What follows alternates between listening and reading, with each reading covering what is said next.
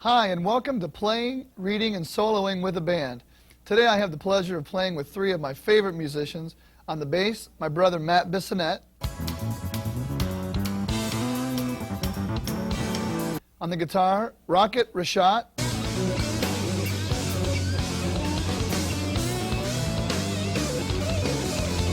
And on keyboards and rhythm guitar, Brett Tuggle.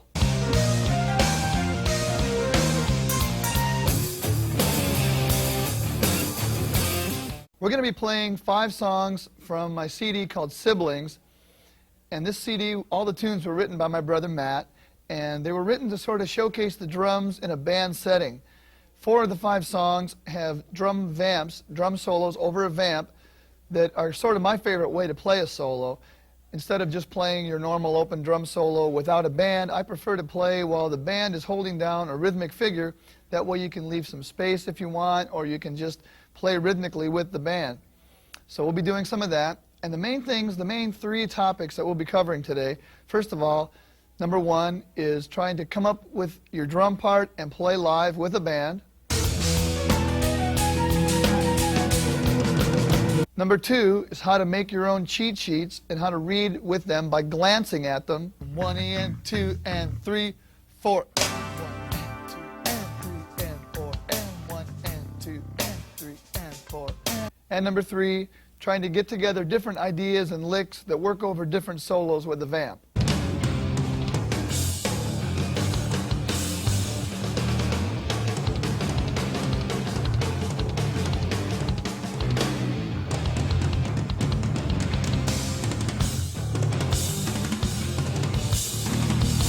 As I mentioned in my last video, all the things that I discuss are only my opinions of things.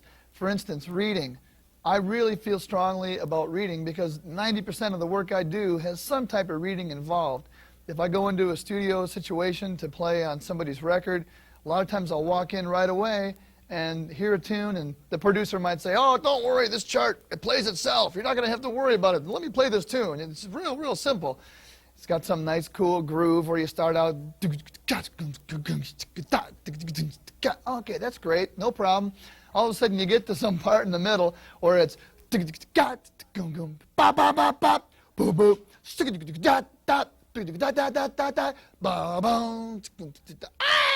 do you mean? I don't understand. Hold on a second. So for me, reading is great. I'll just take out a pad and paper and try to jot down transcription, basically, of what went on. And then I take that little cheat sheet out into the studio with me, and it helps me a lot. The same type of thing happens when you're doing an audition for a band.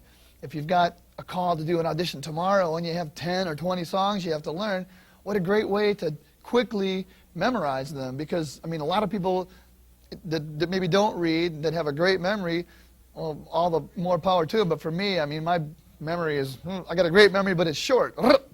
So I'll take the little cheat sheet list, even like a file card flip over type thing, and put it on one of my toms, and I'll go through an audition that way, and I'll be able to glance at it.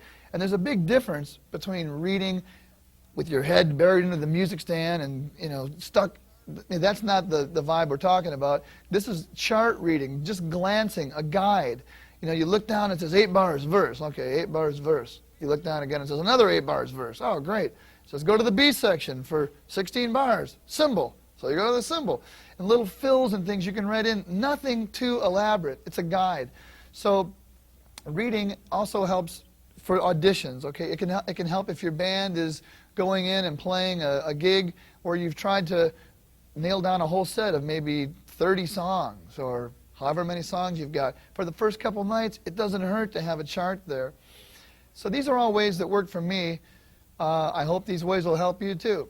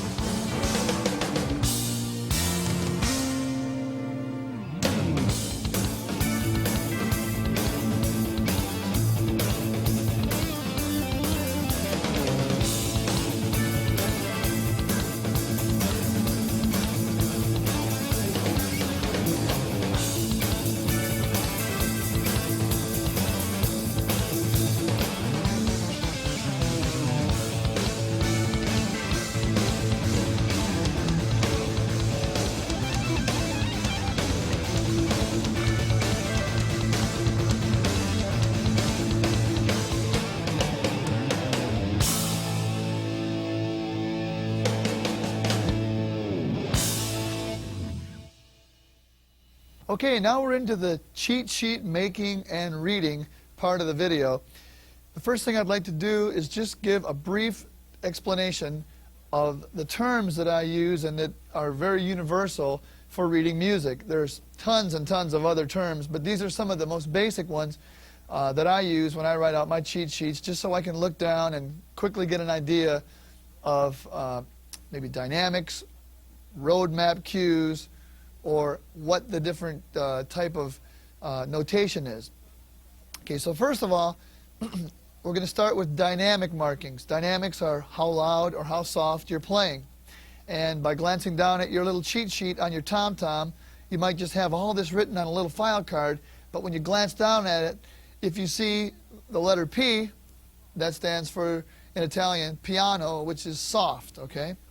MP is mezzo piano. That means medium soft. If you see an MF, that means mezzo forte, medium loud. F is forte, that's loud. FF is fortissimo, that's even louder. If you see the word subito, subito means suddenly. Say, for instance, in your chart, or even if you were reading someone else's chart and it said subito P, that would mean suddenly soft. You can be playing along in a tune, subito P, zoom, bring it down. Or you could be playing really soft and it says, surprise everyone, subito fortissimo, subito double F, double loud, okay? This marking here that goes up is called a crescendo. That means just like it looks, as you play, you get louder, okay? Crescendo means get louder. Sometimes you won't see a crescendo marking written like this, you'll just see the word C-R-E-S or C-R-E-S-C period. That's crescendo, that means get louder. This one here, it's the opposite. Just like it looks, it's getting smaller, you get softer. I rarely write out the word crescendo or decrescendo. I usually just use these little markings. You know, that means get louder, that means get softer. Crescendo, decrescendo. Okay, when you see the word retard, that means to slow down. And many times in a chart, it's written with just a few little dots like this. Retard, and slow it down. When you see SFZ, that means sforzando. And what an SFZ is telling you is basically this.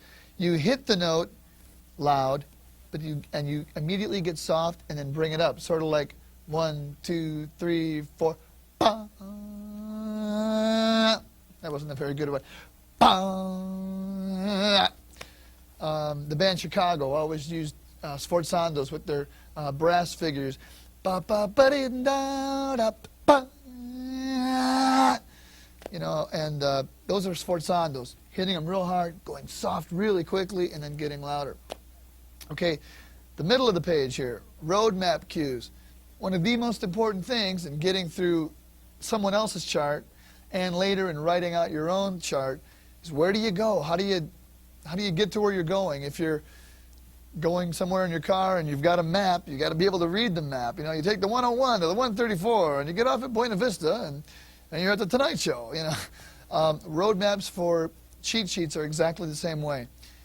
Let me start off by just saying that when you see 4 slashes, that means play time. When you see 4 slashes and a fill written above the last 2, that means play time and fill for the last 2 beats.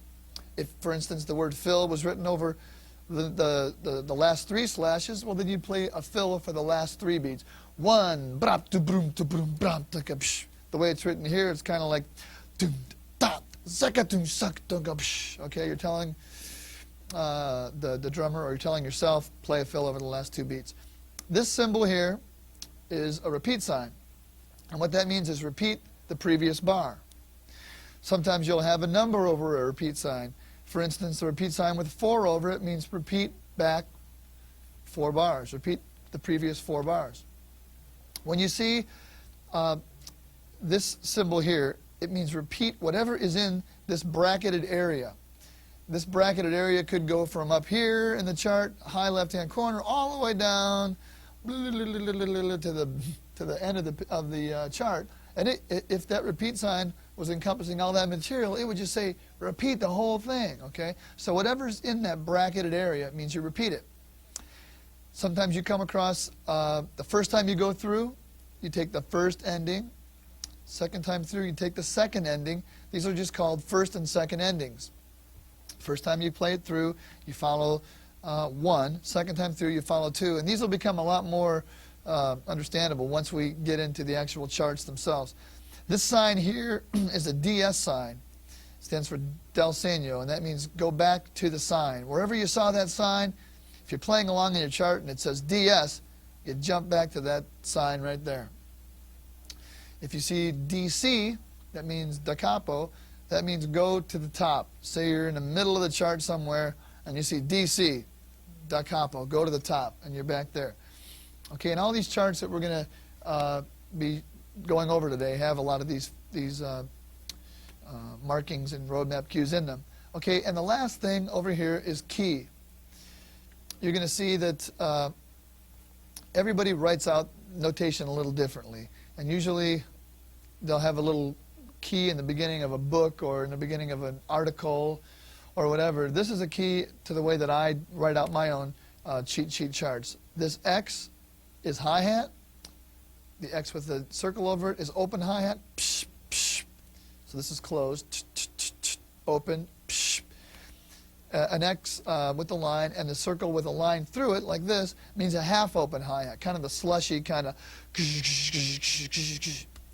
Okay, an X with a circle around it means a crash cymbal. Sort of a triangle with a circle around it for me means China cymbal. A regular triangle, cowbell. Just a regular quarter note snare drum, quarter note again going up with a circle around it, tom-tom, and a quarter note with the stem going down, bass drum. This might be kind of confusing if you've never read music before, and there's really no way to give an entire reading lesson on this video. I would recommend getting together with a teacher that can show you exactly how to read music, go through the basic books, the Haskell-Harr books, 1 and 2, and anything that your teacher can show you about reading. Get a good understanding of the values of notes, the values of rests, and then this will probably make a lot more sense to you. Come back after you've done it. For those of you who are pros and you've already done this, sorry I had to bore you with this, but I hope that for some of you this helps. Now we're going to get into looking at a few of the charts. The first chart that we're going to look at is, it's called Teenage Immigrant, okay? And this probably looks kind of complicated right off the bat, but what it's basically telling us is the general feels of the tune and, most importantly, the roadmap. Okay, so the first thing I'd like to talk about is the roadmap of the tune. Remember the repeat signs that you saw, which are these right here. There's a repeat sign, and we talked about first ending, second ending. Okay, this repeat sign goes all the way through until, you get to there. Okay, that's telling you go back to the last repeat sign. Notice you took the first ending. You get to that repeat sign, you jump back to this repeat sign. Play through the second time. You don't take the first ending this time. You take the second ending, and you go on. Okay, you play the rest of the tune down until you get, there's a drum fill here. Looks like it's over 3 beats. When you get to this section, it says DS. Remember, that means go back to the sign, the DS sign, which is right here. So you jump back to here, and you play it through again. First ending, there's your repeat sign. Back here again, play through. Don't take the first ending this time. Take the second ending. Second ending, you play it all the way down, and you play it all the way out until you get to the very end, and you're done. Okay, now this symbol here, this is something we haven't talked about yet. This is called a fermata, or a hold. When you see a fermata, this little bird's eye thing over a note, that means hold that note. So this first feel is a la the Led Zeppelin, John Bonham kind of feel, and you can see the way it's written out. You've got rest, rest, rest. Okay, that's basically the first feel. So I'd like to play that for you on the drum set, slowed down so you can get a feel of how it sounds.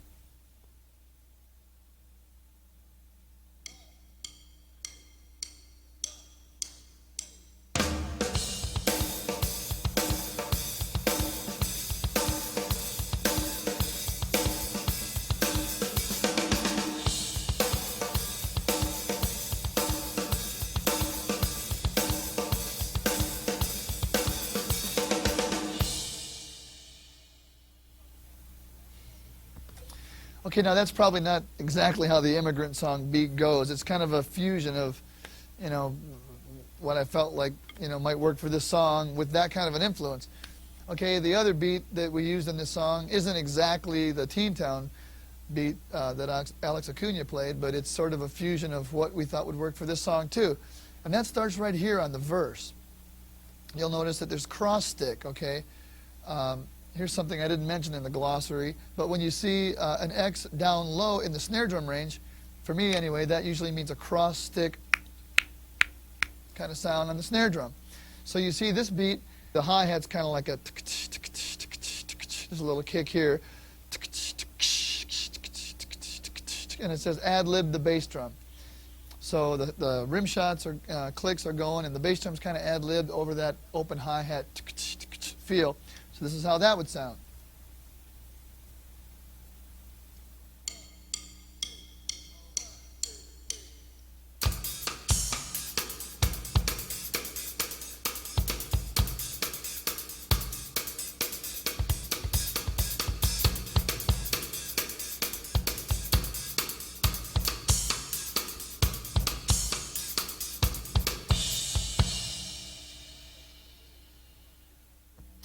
With the exception of little beats like this one here and this one over here and the halftime section, I just glance quickly at different sections, and I don't take it, you know, verbatim. I just look very quickly.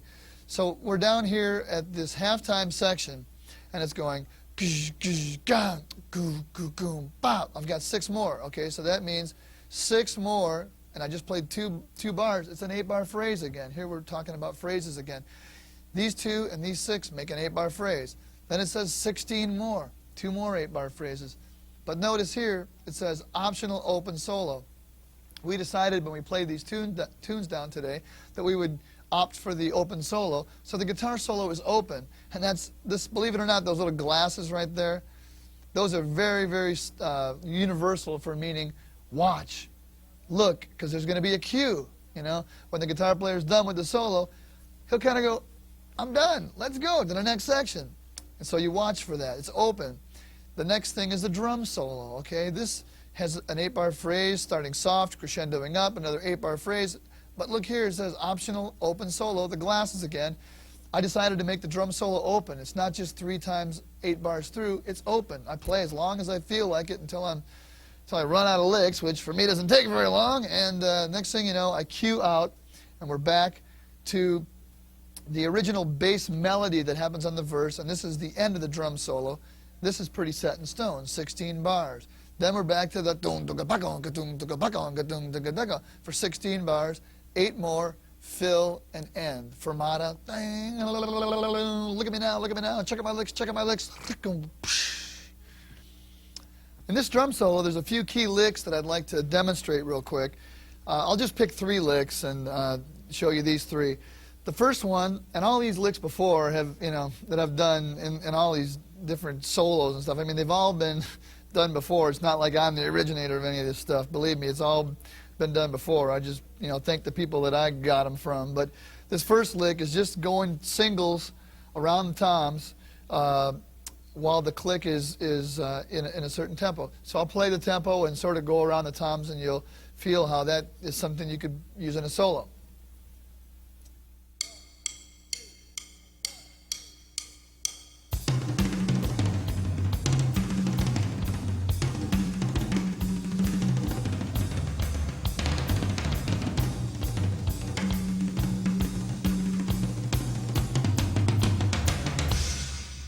This next lick I'm going to do, explain a little bit here, is kind of going between the splash cymbal and the snare in a flam setting. Psta, psta, psha, psha, psha. And what I've done in this solo is kind of use the bass drums, double bass, underneath, and it sort of sounds like this.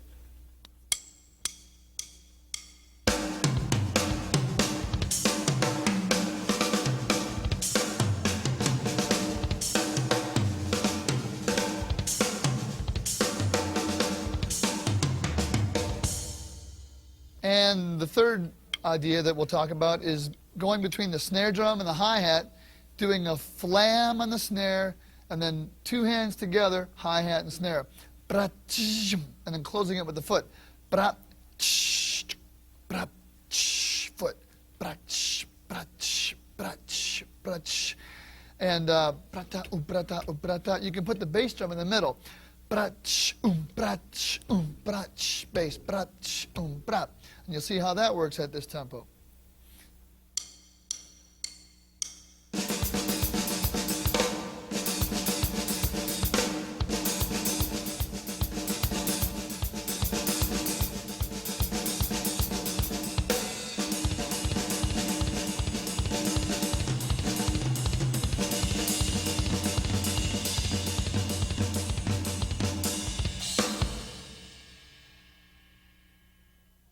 Okay, so the next thing I'd like to do is to follow along with this chart, and we'll play the track of the band playing the tune, and I'll follow along and use my stick sort of like a pointer, and I'll make a few verbal comments about where we are in the chart or what's happening, and I'll try not to talk too much and get in the way, but at the same time enough so that we'll be able to hopefully get some use out of this. 1, 2, 3. 6 more.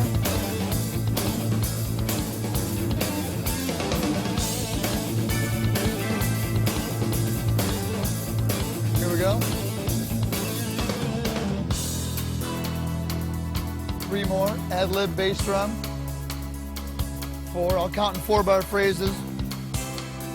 2, 3, 4. We're at the verse. 2, 3, 4. First ending.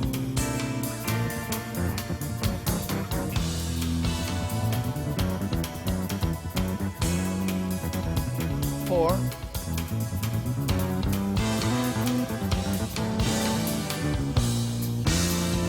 One, 2, 3. 2,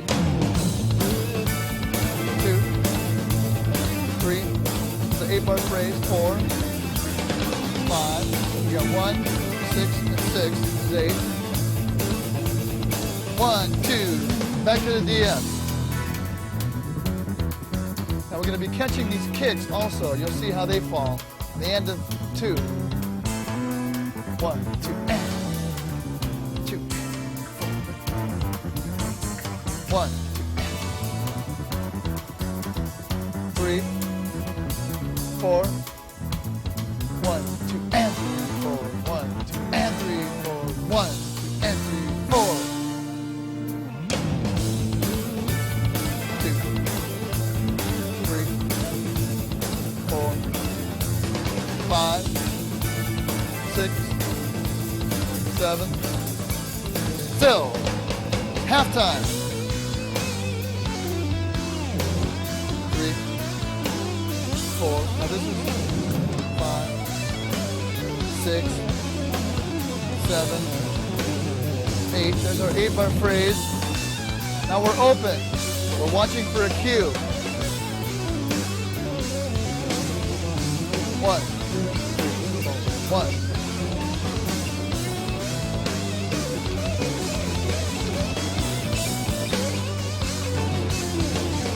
1, 2, 3, 4. 1, 2, 3, 4. We're watching Rocket, the guitar player, for the cue.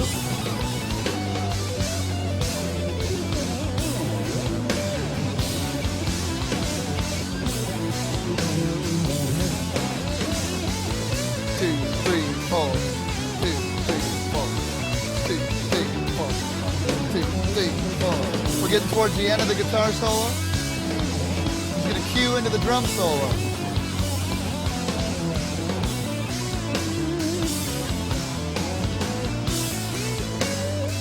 Here's the end. Now here's the drum solo. Starts soft. Hi-hat. Ad-libbing with the bass drum.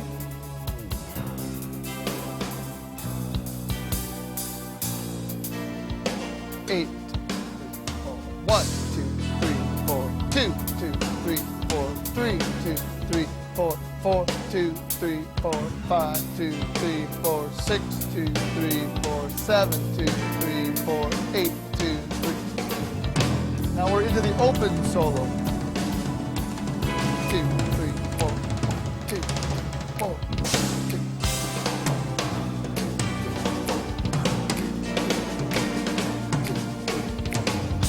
I'm going to cue when Matt, the bass player, should come in with the bass melody. 2, 3, 4, 2, 3, 4, 1, 2, 4, 1, 2, 3, 4.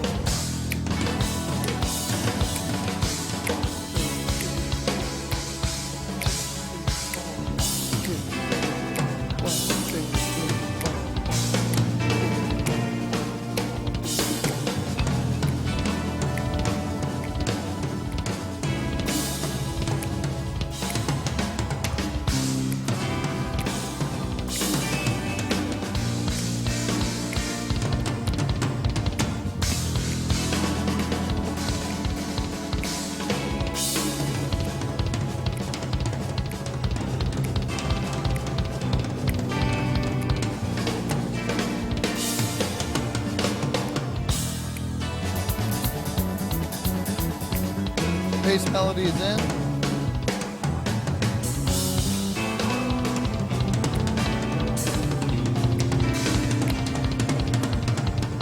One, two, four. Fill drum solo. 1, 2. Here we go. 1, 2, 3. Bow. Chorus out. 2, 3. 4, it's going to be 16, 5, 6, 7, 8, 1, 2.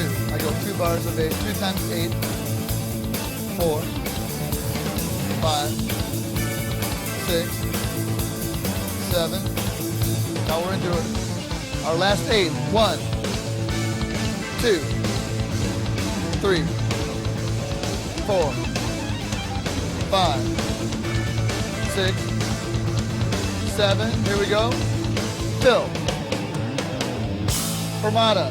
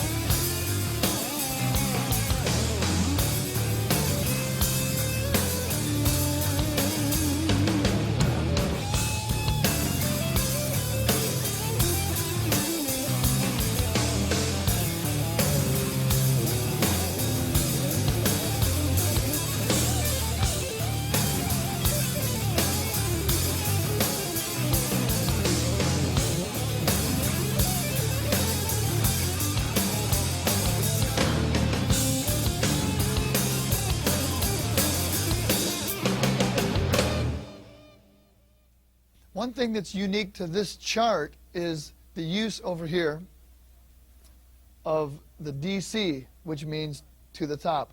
When you get to this part of the chart, you go back to the top. Okay? Now there are a couple different beats that are used in this tune. Doont, dot, doont, dot, doont, dot, doont, dot, doont, doont, bish, bish, with the China. Okay? At letter B, you'll see it goes into another figure. Doont, doont, doont, dot, doont, dot, doont, doont, doont, dot, with the half-open hi-hat. And when it gets to this guitar solo, it's a different feel too. The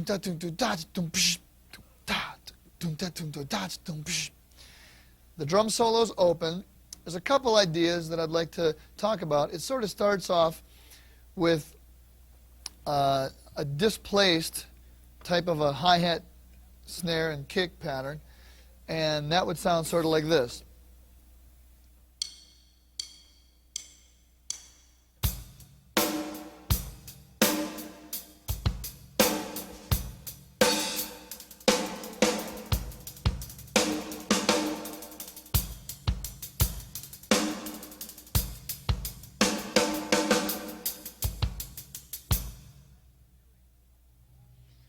What I'm actually doing on the roll kind of thing between the hi-hat and snare is just playing a series of 5-stroke rolls. Alternated 5-stroke rolls. Right, right, left, left, right, left, left, right, right, left, right, right, left, left, bass drum, left, left, right, right, bass drum. And that's how that sequence works together. I'll do it one more time.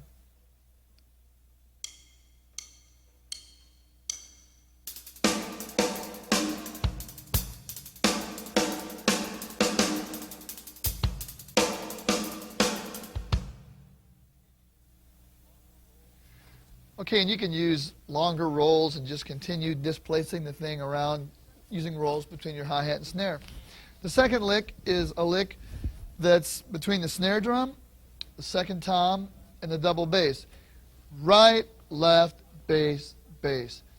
That's sort of a figure. This one actually is slow. Bop, bata, doo, doo, bop, bata, doo, doo, bop,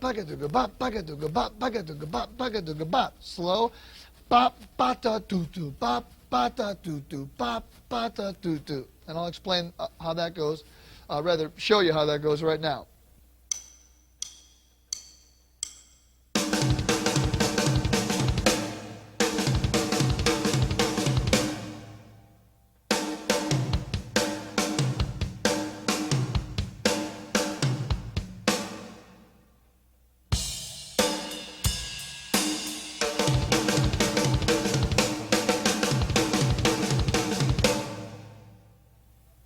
The most important thing that I'd like to talk about today in relation to playing with a band is, number one, finding the right tempo for the song, and number two, trying to keep that tempo all the way through the song. And you know, that's the hardest thing, is tempos will want to pull and push and whatever. There's nothing more humbling than listening to a gig tape. Yeah, oh man, did I do that? Oh, I can't believe it. But you know, if you can really focus in on getting the right tempo, first of all, there's a couple different ways to do that. Whenever I have the opportunity, I like to have a little metronome, like a little Dr. Beat metronome by my hi-hat on a little trap table or something, and I'll put that up and just punch in the program, such and such a song, 132. Okay, you got the tempo for the song, and you just count the band off. 1, 2, 1, 2, 3. That's pretty much a surefire way to make sure the tempo's right. Another way, probably the way that you're going to have to do it more often than not, because who has, you know, the luxury of having lots of time in between tunes? Usually the song's over, pop, go, count it off. You kind of have to sing through the next song that you're doing, sometimes very quickly. How does the melody go? Or does the lick go? Okay, I think I got it. When you're singing through the song, sing through as many different parts of the song as you can. Sing through the verse feel, sing through the chorus feel. Maybe if there's a halftime section, a bridge, sing through that, because it's real easy to think, yeah, this is the right tempo. And when you think about how the halftime sits against it, oh, it was way too fast. So try to sing through the tempos of the songs, get an idea where the song feels best, and then count the band off. But when you're counting the band off, try not to give them a real quick, nonchalant count that they can't follow. For instance, ready, 1, 2, ready, go, bing, and everyone's like, what was the groove for that? If you can click your sticks together for a while before you count it off, or you can get your hi-hat going on 2 and 4 for a while, get the message sort of, subliminally implanted in there so they can, oh, there's the tempo. I think I learned probably the greatest lesson in my life in regards to this very thing at the very first Buddy Rich Memorial concert that was given back in 1989. It was before any of them were videoed. It was in New York, and there were probably about 10 or 12 different drummers. It was a really cool event, but I remember walking backstage being incredibly nervous, thinking, wow, I'm going to get to play some 2 charts with Buddy Rich's band. And I remember seeing Steve Gadd, calm as a cucumber, backstage, and I said, hey, Steve, how you doing? He's like, hey, how you doing? And he had this tempo. He was kind of looking up, getting this thing going. I said, yeah, what you doing? He says, well, I'm just trying to get the tempo for the shuffle. And I thought, oh, what a concept. Get the tempo for the song you're about to work on. I'm sitting there trying to warm up on my shoe and, being all hypered out and everything. And here's, one of the groove master generals of all time, and Steve Gadd is really concerned about getting the right tempo. And I watched him go from getting that tempo backstage, and you hear the announcer, ladies and gentlemen, from New York, Steve Gadd, and the crowd, ah, and he walks out, and I could tell he still had that tempo in his mind, and he sat down and, greeted the band, and all the, trombone players were like emptying their spit valves, and, and the people were turning their pages, and he started clicking getting his hi-hat going on 2 and 4. And while people were turning pages, saxophone players, guys adjusting their valves, all of a sudden you sort of saw this sway among the band, and they really had the groove, going before he even counted a tune off. And he didn't just say, you ready? Go, bing. He went, everybody ready? Everybody's ready, and they're already moving like this. He goes, 1, 2, 1, 2, 1, 2, 3, 4, zoom, da, da, da, da, da, da, da. And it was this drop-dead pocket that was so deep. I mean, it just stayed right there, and I thought, wow, a lesson to be learned. Okay, stand by. And action.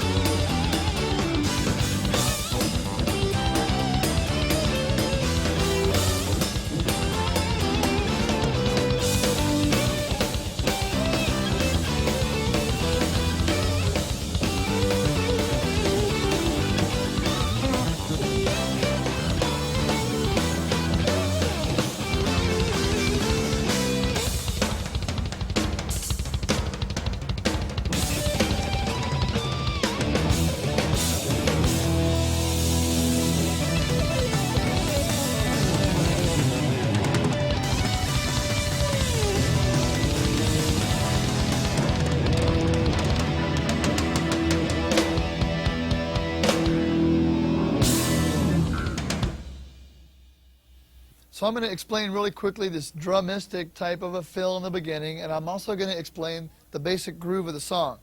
Floor tom, bass, bass, floor tom, bass, bass. And that works into a triplet. Ba-da-la, ba-da-la, ba-da-la, ba-da-la, ba-da-la, ba-da-la, bop. You go to the splash cymbal. This is also explained in the private lesson video, and so I won't go too in depth with it, but this is the intro to the song, very slowly.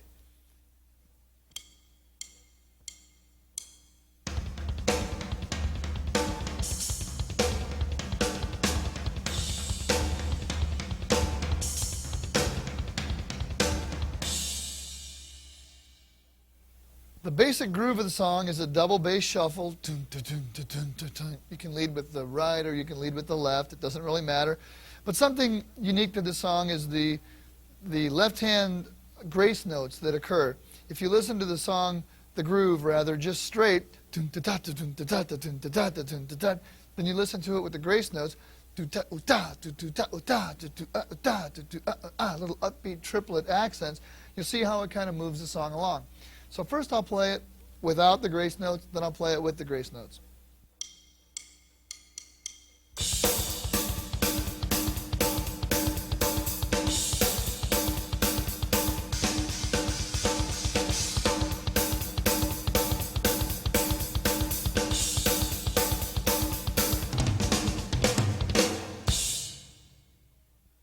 Okay, now I'll play the same beat, but I'll put the little grace notes in. I'll start slow, and then I'll build it up so you can see how the grace notes occur. Here we go.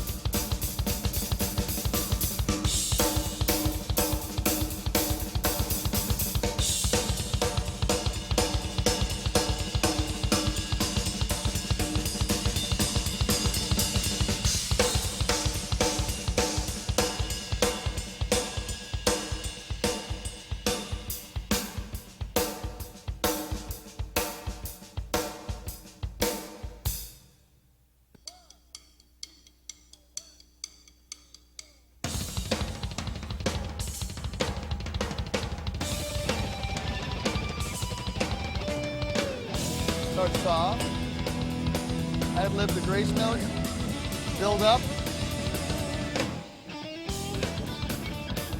8 bars of double bass shuffle. Look away. Look away.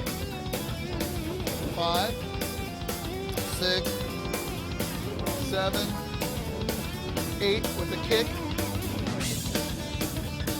2, 3.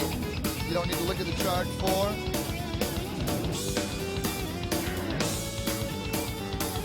Play time. These flashes mean play time. Here comes the fill.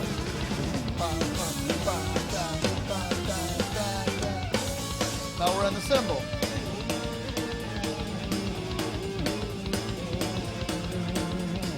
One, 2, 3.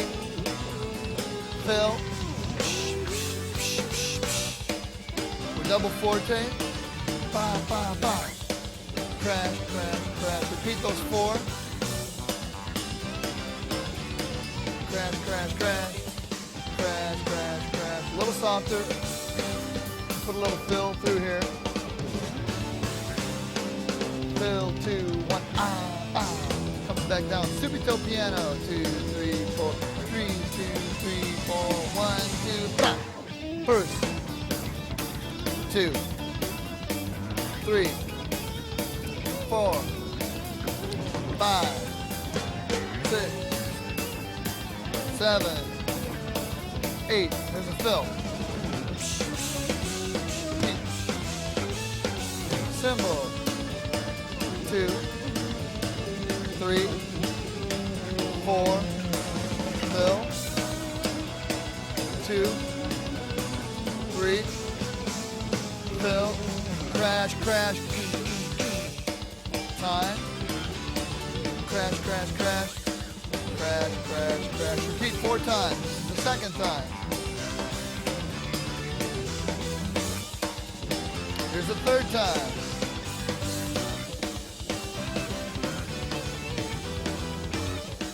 Crash, crash. Here's the fourth time, even bigger. Now we come down. Mezzo forte. Fills. 3, 4. Ba, ba, ba. 4. 1, 2, 3, 4. Ba, ba, ba. Ba, ba, ba. 1, 2, 3, and 4. Ah. 2, 2, 3, 4. Ah. 2, 3, fill. 2, 3. Those are pushes on the end. 3, 4. 4 times 2, 4-bar phrases, 16 bars. 3, 4. 1, 2, 3, 4. Here's our last 4. 1, 2, 15, 16. Our last 8 of the guitar solo. 2, 3, 4, 5. You crescendo. You bring it to the close. Into the figures you fill. Here we go. 1, 2. 5, 5, 5, 5. Repeat. 5, 5, 5, 5. P section. 2, 3, 4. 1, 2, 3. Fill. Crash, crash. Now we're chorusing out. They're all 4 times through the chorus. Crash, crash, crash, crash. Second time.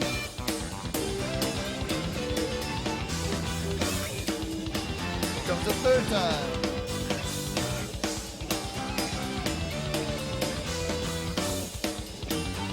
Last time. And it says fill last time.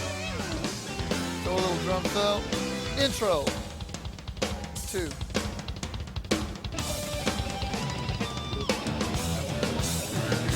Fermata.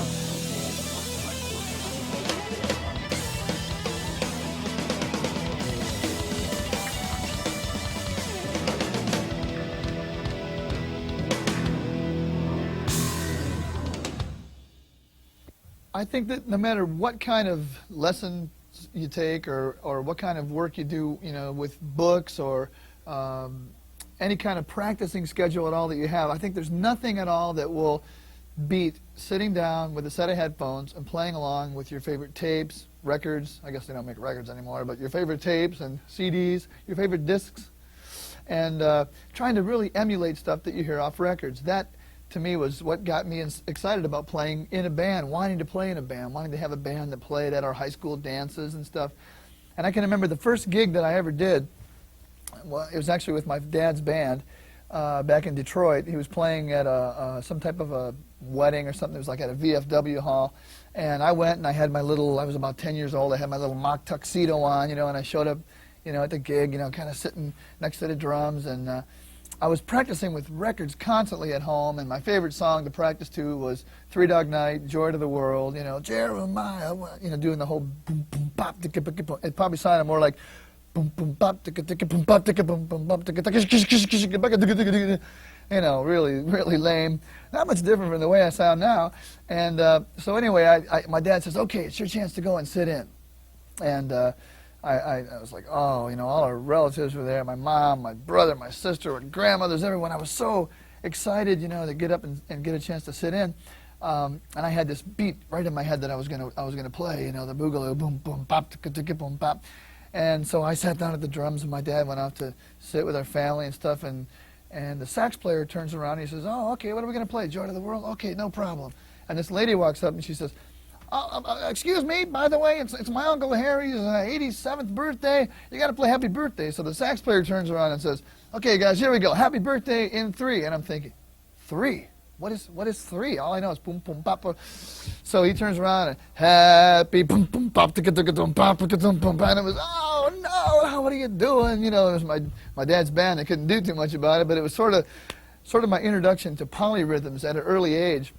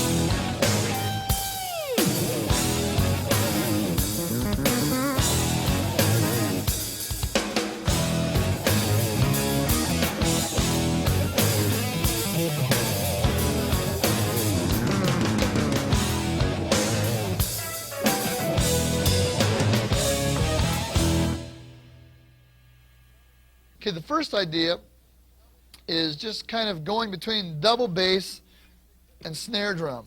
I take a figure da da da da on the snare, then I repeat it with the bass drums. Do do do do. Right left right left right left right left right left right left right left right left. And when I go between the bass drums, I go to the splash cymbal. So it's ba-da-da-da, boo-doo-doo-doo, ba-da-da-da, boo-doo-doo-doo, ba-da-da-da, boo-doo-doo-doo. And it sounds like this.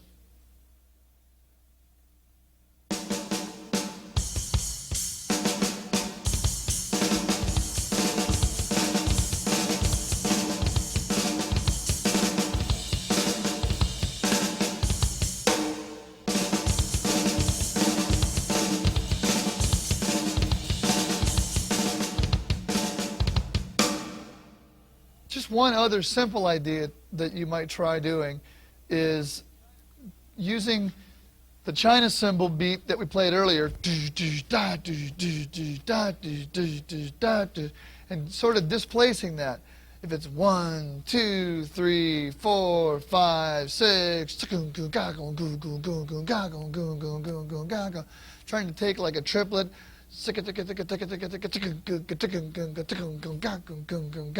and that would sound like this.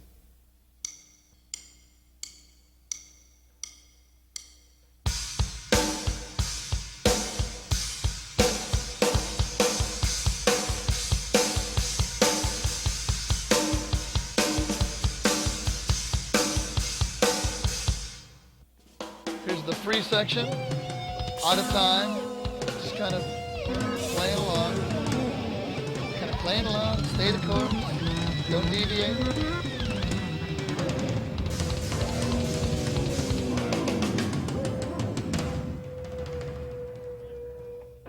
would I like to belt you right now.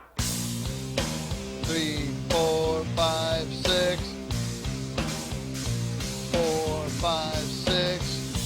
2, 3, 4, 5, 6. Repeat.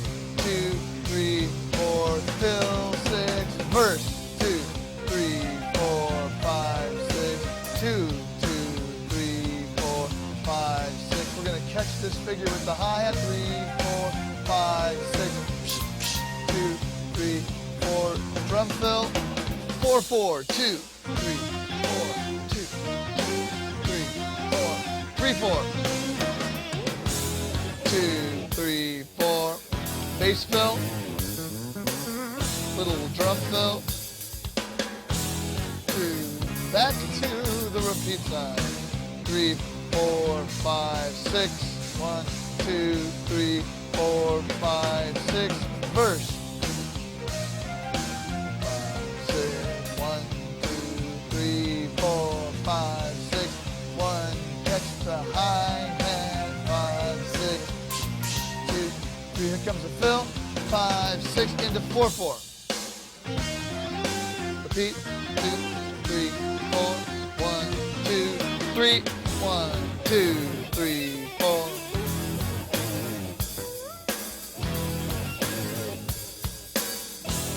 2, 3, 4. Now we go on.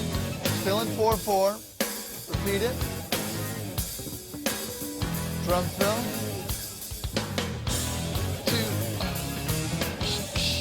2, 3, 4. Little keyboard solo here. Kick. 2, 3, 4. 2, 3, 4. Got a little kick there. 1, 2, 3, 4. 2, 3, 4. Now we're gonna end short. Short. 2, 1, 2, 3, 4. Now we're softer here. It's a little interlude section. Building up to the guitar solo. Here we go, guitar solo. 1, 2, 3, mezzo forte. 2, 2, 3, 4. 3, 2, 3, 4. 4, 2. Here comes a kick.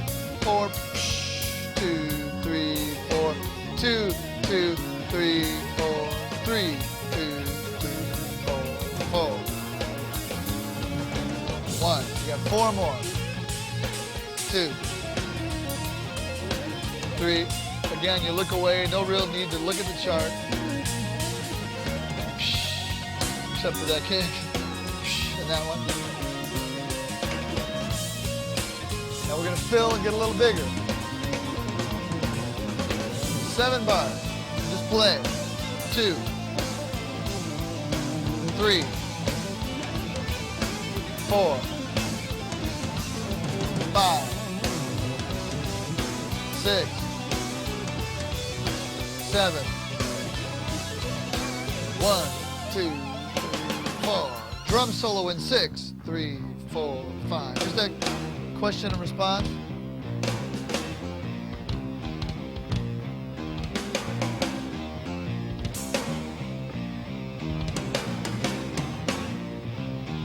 One, 2, 3, 4, 5, 6.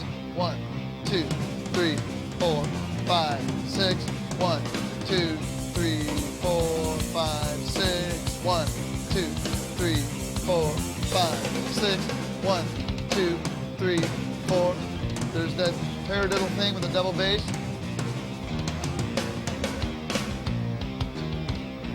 4, 5, 6. 1, 2, 3, 4, 5, 6. 1, 2, 3, 4, 5, 6. 1, 2, 3, 4, 5, 6. 1, 2, 3, 4, 5, 6.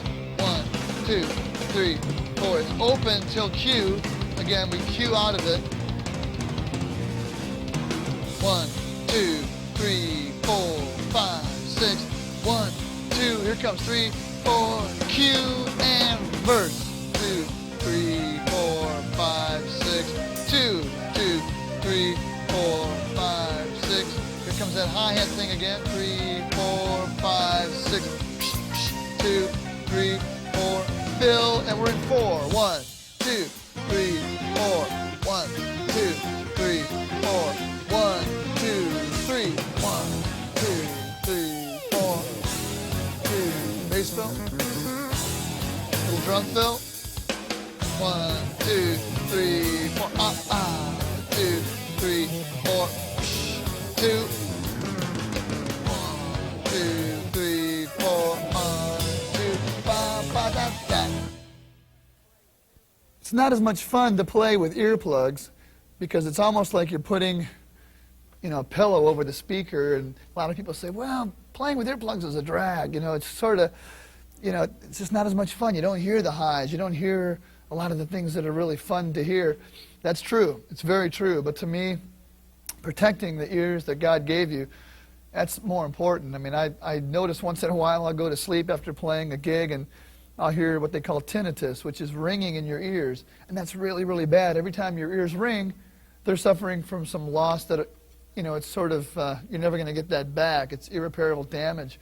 You're never going to get it back once it rings. And I go frequently to have my ears checked, and I try to keep the monitors really at a dull roar, when I'm playing, because just basically a snare drum, full volume, and cymbals, full volume, even without amplification, are really going to hurt your ears. And there's no two ways about it. So I would really recommend wearing earplugs whenever you play with a band or even when you practice at home.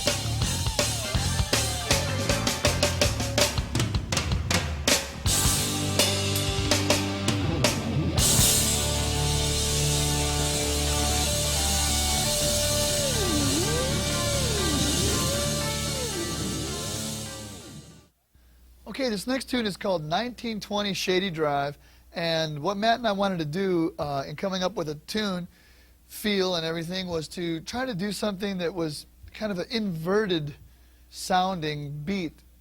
Even though the beat is sounds like a regular doom dot doom doom dot, it's actually all on the upbeats. As you can see, the bass pattern starts off the tune.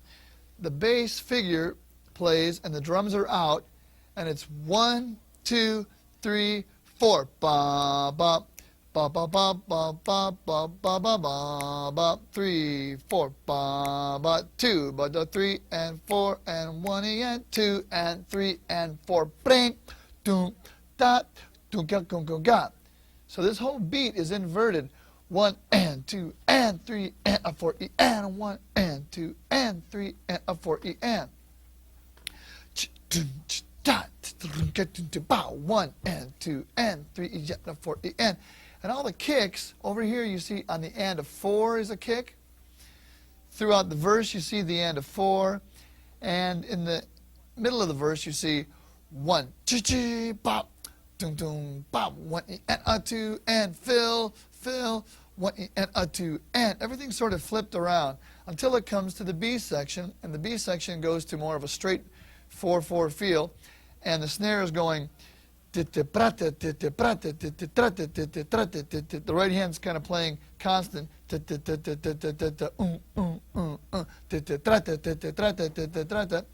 and you have flams.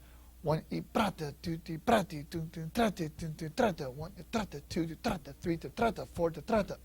Okay? Then it goes to the ride cymbal, and then it comes back to a turnaround beat. 1 beep beep beep beep beep beep brap. Then you still have the backwards feel for this first ending, but it turns into a 30-second note paradiddle figure. 1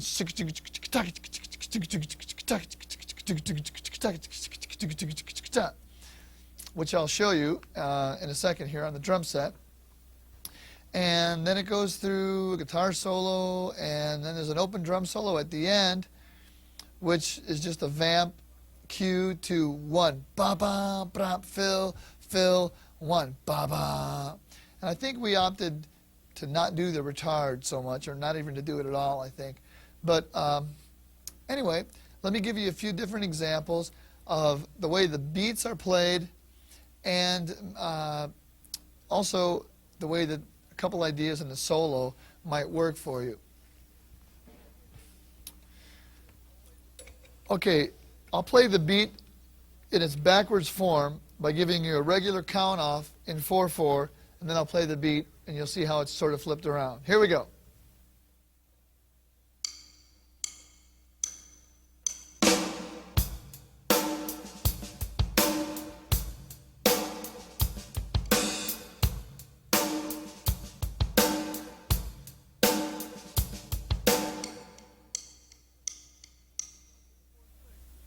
So after the 4 clicks, the whole beat starts on the and of 4, and it's turned around.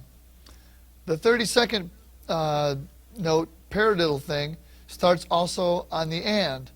1 with paradiddles, right, left, right, left, left, right, left, right, left, left.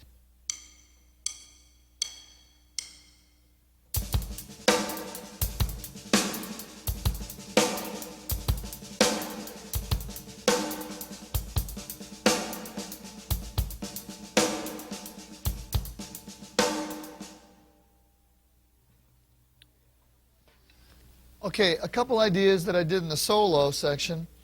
One of them would be playing a 5-note figure over 4. 1, 2, 3, 4, 5, 1, 2, 3, 4, 5, 1, 2, 3, 4, 5, 1, 2, 3, 4, 5, 1, 2, 3, 4, 5, 1, and going maybe between the snare drum, cowbell, toms, and that would sound like this.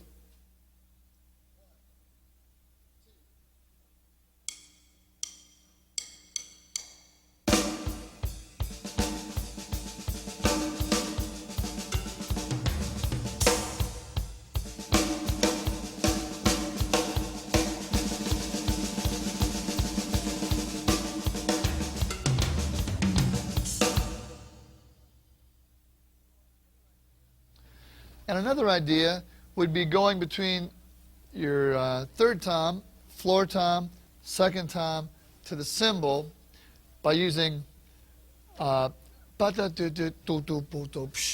it'd be right, left, bass, bass, right, left, crash. And I'll start slowly with that and build it up, and you'll see how that goes.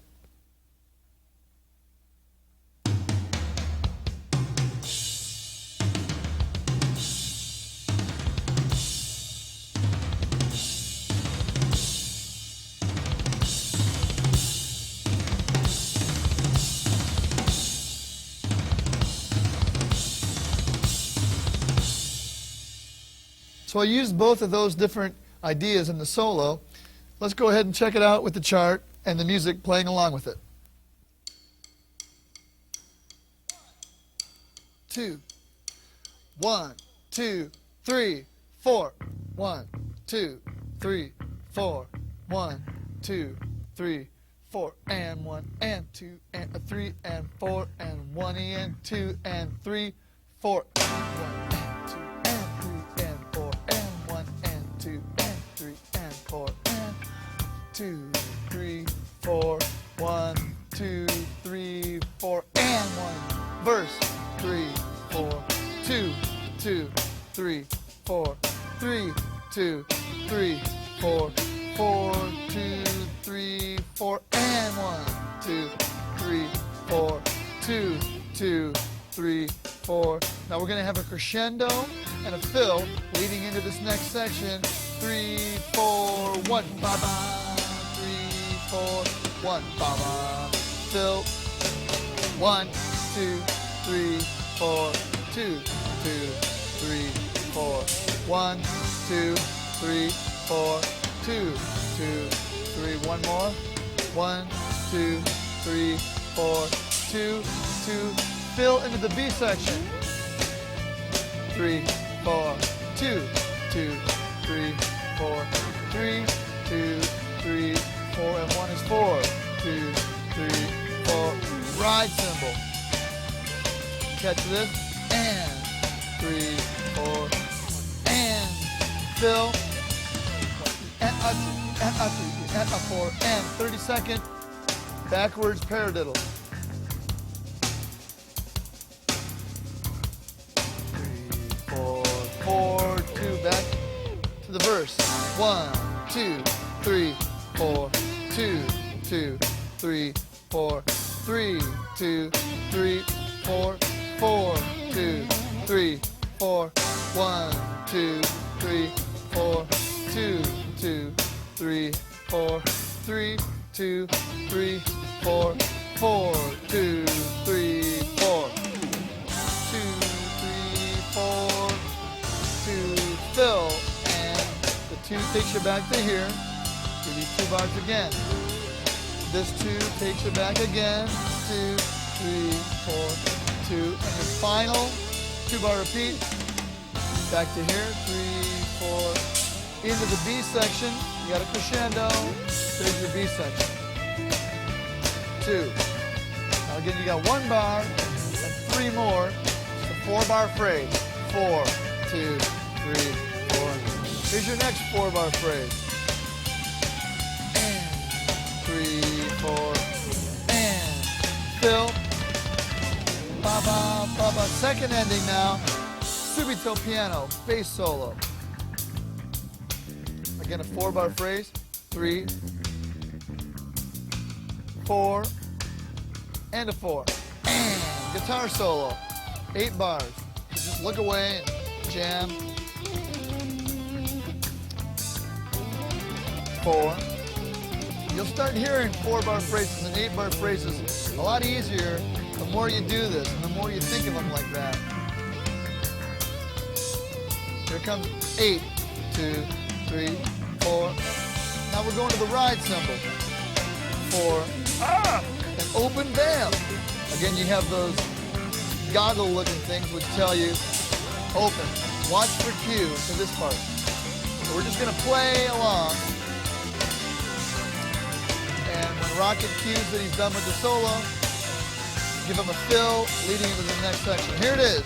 Ba-ba, 3, 4, 1, 2, 3, fill, 1, 2 takes you back. Another 2-bar repeat takes you back. 2, 3, 4. 2-bar repeat, same thing. 1, 2, now we're at the B section. 1, 2, 3, and 4, and we're accenting on the and. 3 and 4 and 3 and 2 and 3 and 4. Now you go to the ride cymbal. I really don't ever count when I play, kind of the subconscious. But I'm feeling these phrases, 3, 4, 1, ba ba ba ba ba ba ba. Open drum solo, 3, 4, 1, 2, 3, 4, 2, 3, 4, 1, 2, 3, 4, 1, 2, 3, 4, 2, 3, 4, 3, 2, 3, 4, 4, 2. Think of 4-bar phrases. 1, 2, 3, 4. Or think of a lot of 2-bar phrases. 1, 2, 1, 2, 1,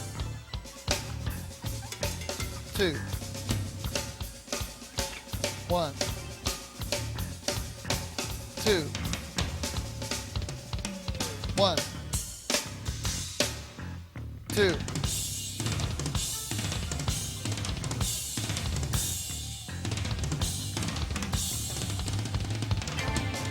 2, 3, 4, 2, 2, 3, 1, 2, 1, 2, 1, 2, 1. Now we're going to cue out into this section.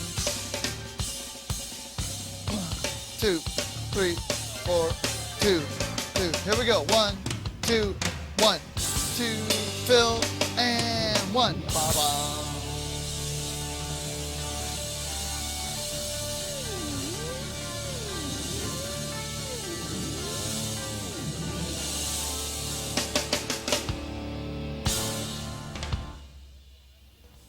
Well, that about wraps it up for playing, reading, and soloing with a band. I had a great time making the video, and I'd like to once again thank my brother Matt Bissonette for playing bass, Rocket Rashat for playing guitar, and Brett Tuggle for playing keyboards. Really appreciate you tuning in. I had a ball, and we'll see you at the next video. God bless you.